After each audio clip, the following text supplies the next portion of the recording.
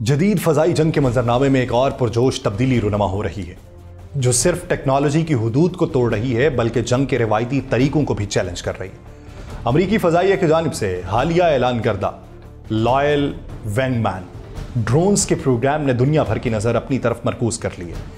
ये जदीद ड्रोन्स ना सिर्फ फाइटर तैयारों के साथ हम आहंग होकर जंगी कार्रवाइयों में हिस्सा लेंगे, बल्कि मुस्तकबिल में जंग की नौइयत को भी तब्दील करने की सलाहियत रखते हैं।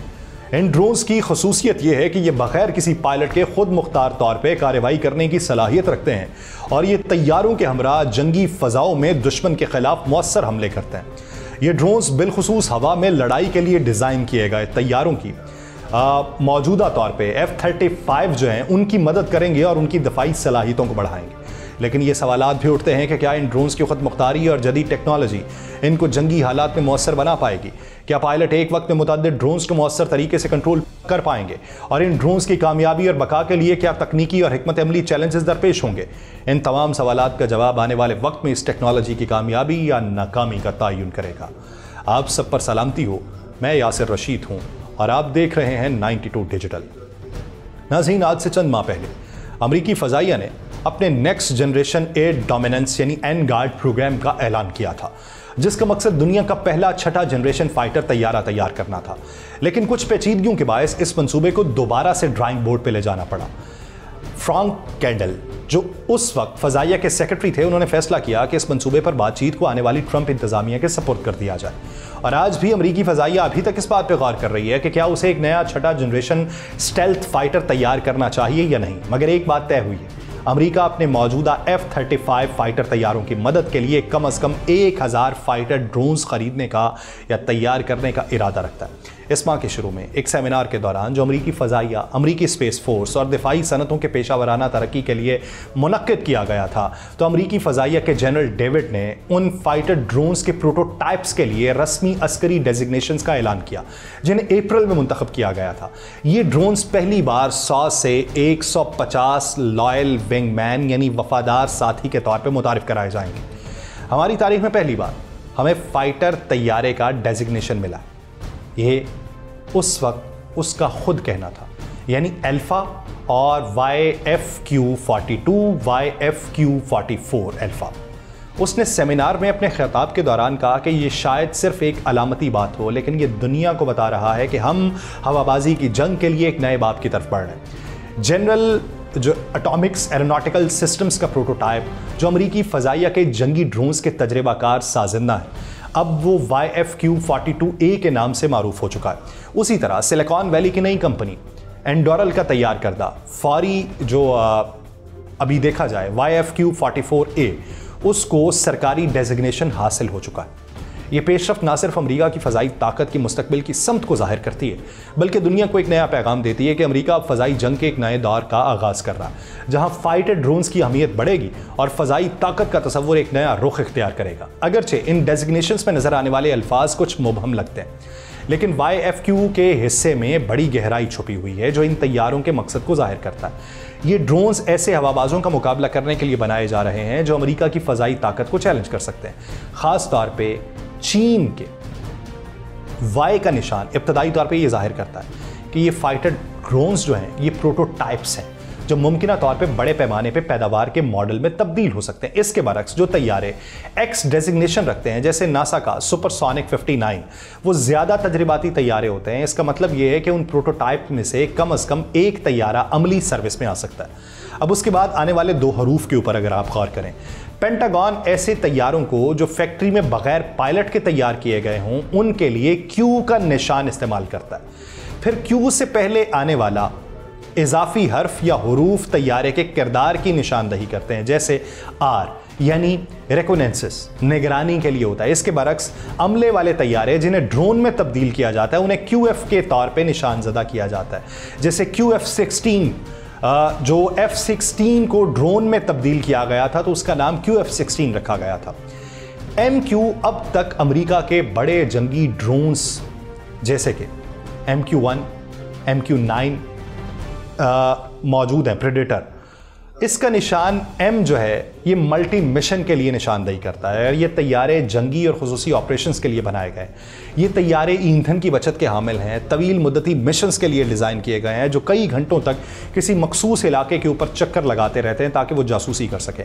ये खुसूसियात इस बात का मतलब बताती है कि अगरचे इन्हें हल्के स्टिंगर एंटी एयर मिसाइल से लैस किया गया था, लेकिन वो तेज़ रफ्तार फाइटर तैयारों के साथ लड़ने की सलाहियत नहीं रखते थे जो ज़्यादा ताकतवर हथियारों से लैस हों। 2002 में स्टिंगर से मुसल्ला एक ड्रोन और दुश्मन के फाइटर के दरमियान होने वाली वाहिद हकीकी जंग में इराकी MiG-25 ने अमरीकी प्रेडेटर को गिरा दिया था। यह सब कुछ जाहिर करता है कि अमरीका अब एक नए दौर में कदम रख रहा है जहां फाइटर ड्रोन्स ना सिर्फ जंगी मिशंस में अहम किरदार अदा करेंगे बल्कि ये मुस्तकबिल की फ़ज़ाई ताकत में एक अहम जुज़्व भी बन सकते हैं। F का निशान जो कि फाइटर यानी लड़ाका तैयारे के लिए इस्तेमाल किया गया है, ये जाहिर करता है कि नए YFQ तैयारे मुअस्सर एयर टू एयर के लिए बनाए गए हैं, चाहे बाद में उन्हें ज़मीनी हमलों जैसे इजाफी किरदार भी दिए जाए। सीरीज़ के नंबर 42 और 44 ये जाहिर करते हैं कि ये तैयारे फाइटर तैयारों की सीरीज़ के तसलसल में F-35 आखिरी फाइटर तैयारा था, ना कि मल्टी मिशन लड़ाका ड्रोन्स की कम नंबर वाली सीरीज़ में जो A सीरीज़ नंबर के बाद आता है। उसका मतलब ये कि ये डिज़ाइन का इब्तदाई वर्जन है, लेकिन इन ड्रोन्स का पहला बैच इस बात के लिए नहीं बनाया गया कि वो अमले वाले लड़ाका तैयारों की तमाम सलाहियतों को दोबारा तख्लीक करें, जैसे सुपरसोनिक रफ्तार तक पहुंचना, ताकतवर रेडार लेके चलना। इसके अलावा ये इशारे भी हैं कि ये इब्तदाई लड़ाका ड्रोन्स तवील फासले तक ऑपरेशंस के लिए ज़्यादा मौसर नहीं होंगे, जो कि एक ऐसा चैलेंज है जिसे ड्रोन्स मुस्तकबिल में हल करने की तवक्को रखते हैं। ना ही उनमें ज़्यादा स्टेल्थ खुसूसियात होंगी। YFQ-44A के पेट में जो एयर एंटीक है वो रेडार क्रॉस सेक्शन को कम करने के लिए अंदरूनी तौर पे हथियार ले जाने की सलाहियत को खारिज करता है। इसके बावजूद इन ड्रोन्स की रफ्तार इतनी होगी कि ये उन लड़ाका तैयारों के साथ तेज़ रफ्तार में चल सकें जो ईंधन की बचत के साथ बुलंद सबसोनिक रफ्तार पे परवाज करते हैं, और वो तवील फासले तक मार करने वाले AIM-120 मिसाइल उठा के चलते हैं जिन्हें अमले वाले बैडी फाइटर तैयारों के सेंसर्स या टारगेटेड सिस्टम्स के जरिए हदफ बनाया जा सकता है। इस तरह ये हर अमले वाले लड़ाका तैयारे की जंग में लाई जाने वाली आतिशबाजी को बढ़ा देंगे और दुश्मन के सामने मुख्तलिफ जावियों से मजीद खतरात पेश करेंगे। इन लड़ाका ड्रोन्स के इब्तदाई बैच के लिए मामूली अहदाफ जाहिर करते हैं कि एयरफोर्स एहतियात से ये देख रही है कि इसका इस्तेमाल किस तरह किया जाए। हालांकि दुनिया भर में लॉयल विंगमैन के मजीद डिज़ाइन बनाए और आजमाए जा रहे हैं, लेकिन अभी तक किसी ने उनका ऑपरेशनल तौर पे इस्तेमाल नहीं किया, ख़ास तौर पे एयर टू एयर लड़ाई में। रूस के S-70 जो ऑखनिक B ड्रोन है, ये स्टेल्थ बॉम्बर के करीब तरीन इस्तिस्ना का मामला है जो कि अमले वाले लड़ाका तैयारों के साथ काम करने के लिए डिज़ाइन किया गया था। हालांकि ये एयर टू एयर लड़ाई के लिए नहीं बनाया गया था। 2024 में यूक्रेन के ऊपर एक जंगी टेस्ट के दौरान रूस के लिए ये तजुर्बा बुरी तरह नाकाम हुआ था। ऑखनिक अपने कंट्रोल से बाहर हो गया था और उसे उसके लड़ाका तैयारे के जरिए मार गिराया गया था, लेकिन उसके मलबे को यूक्रेनी अफवाज ने बाजियाब करवा लिया था। अब कुछ अहम सवालात उभर के सामने आते हैं जिनका जवाब एयरफोर्स के लिए इंतहाई अहम होगा।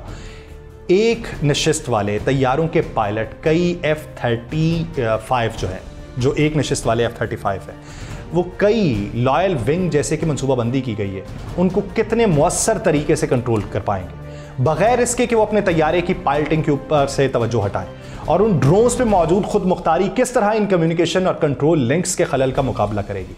रूस का S-70 ऑखनिक B drone stealth bomber इस सिलसिले में जो एयर टू एयर लड़ाई के लिए नहीं था और उसका इस्तेमाल बुरी तरह से पूरी दुनिया में अपना एक बैड इमेज देके गया, तो ये सवाल बड़े अहम हैं।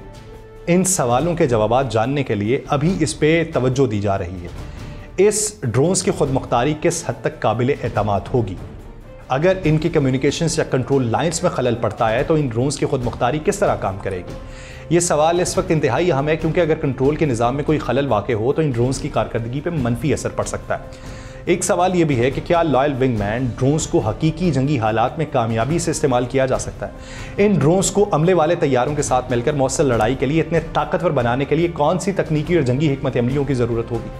क्या इनकी खुद मुख्तारी और मसनूई ज़हानत इतनी पेशरफ्त कर चुकी है कि ये दुश्मन के गैर मुतवक्के हमलों या जालों से बच सके?